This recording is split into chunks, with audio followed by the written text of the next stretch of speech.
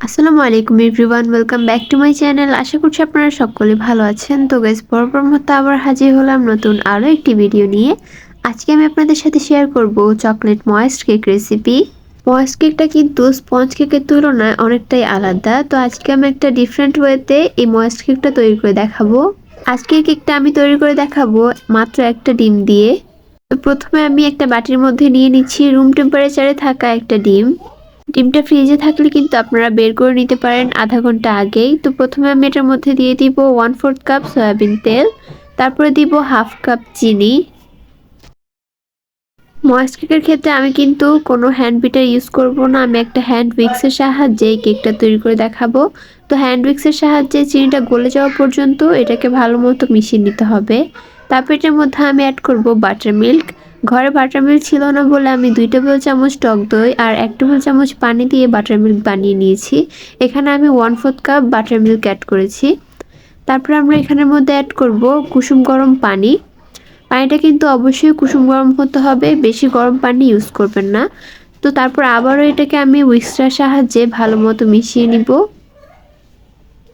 এখন আমি এটার মধ্যে শুকনো উপকরণগুলোকে অ্যাড করব। তো এখানে আমি দিব 3/4 কাপ ময়দা।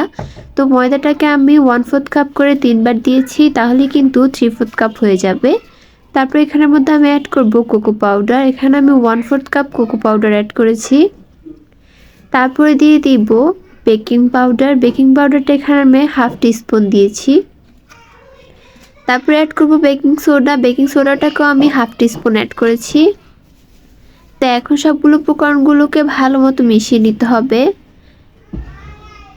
এই কাজটা কিন্তু একদম ধৈর্য সহকারে খুব ভালো মতো করার চেষ্টা করবেন। তারপরে দিয়ে দিচ্ছি চিমটি পরিমাণের লবণ। তারপর লাস্টবার আমি এটাকে একটু ভালো মতো মেখে উঠিয়ে ফেলবো। তো এখন আমি এই কেকটাকে একটা মোল্ডের মধ্যে নিয়ে নিব। মোল্ডটার নিচের মধ্যে আমি কিছুটা তেল ব্রাশ করে দিয়েছিলাম। উপর থেকে আমি ব্যাটারটাকে ঢেলে দিব। তো এখন এটাকে আমি চুলায় বেক করব। এর জন্য চুলায় প্রথমে একটা হাঁড়ি বসিয়ে দিলাম, তারপর নিচে কিছুটা পানি দিয়ে দিব। তারপর উপর একটা স্ট্যান্ড বসিয়ে আমি বাটিটাকে এটার মধ্যে বসিয়ে দিব। এটাকে আমি 20 মিনিট বেক করব। 20 মিনিটেই কিন্তু এটা পারফেক্টভাবে হয়ে যাবে।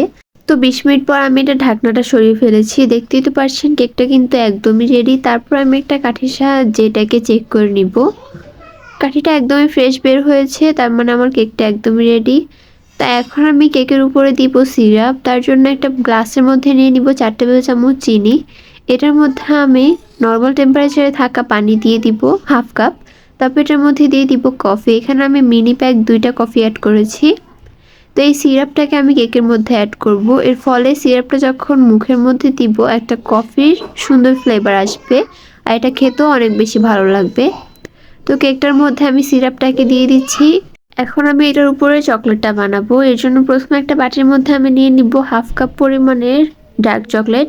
এই চকলেটটাকে আপনারা একটু ভালো মতো কুচি করে নেবেন। তারপর এখানের মধ্যে আমি অ্যাড করব হুইপ ক্রিম। আপনারা এখানে হ্যাভি ক্রিম ইউজ করতে পারেন। তো ক্রিমটাকে যদি একটু গরম করে দেন তাহলে কিন্তু চকলেটটা খুব তাড়াতাড়ি মেল্ট হয়ে যাবে। তো আমি এই ক্রিমটাকে গরম করে এটার মধ্যে দিয়ে দিয়েছি। এই ক্রিমের পরিমাণ হচ্ছে 1 কাপ। তারপর এটাকে ভালো মতো মিশিয়ে নিব। আমাদের চকলেট গানাশটাও কিন্তু একদমই রেডি। এখন এই গানাশটাকে আমি ওই কেকের উপরে সম্পূর্ণটা ঢেলে দিব। এখন এটাকে আমি 20 মিনিটের জন্য ফ্রিজে রাখবো। 20 মিনিট পরেই কিন্তু দেখতে পারবো এটা কিন্তু অনেকটাই সেট হয়ে আসছে। আমি কিন্তু এটাকে ফ্রিজ থেকেও বের করে নিয়েছি। এখন ছুরির সাহায্যে পিস পিস করে কেটে পরিবেশনের পালা। তো পরিবেশনের জন্য আমি উপর দিয়ে আবার কিছুটা ডার্ক চকলেট দিয়ে দিচ্ছি। তারপর উপর দিয়ে দিলাম চেরি। এটা শুধুমাত্র ডেকোরেশনের জন্য। তো গাইস, আমার ময়েস্ট কেকটা কিন্তু একদমই রেডি। এটার টেস্ট আর ফ্লেভার একদমই আলাদা, আর এটা খেতেও কিন্তু অনেক বেশি মজা। আপনারা কিন্তু বাসায় এটা একবার হলেও ট্রাই করবেন। আর ভিডিওটি ভালো লাগলে চ্যানেলটি সাবস্ক্রাইব করে পাশেই থাকবেন। দেখা হবে পরবর্তী কোনো ভিডিওতে। আল্লাহ হাফেজ।